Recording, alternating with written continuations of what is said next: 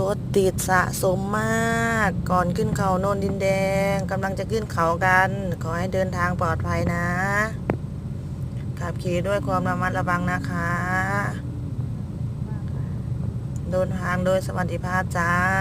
สวัสดีปีใหม่ไทยจ้า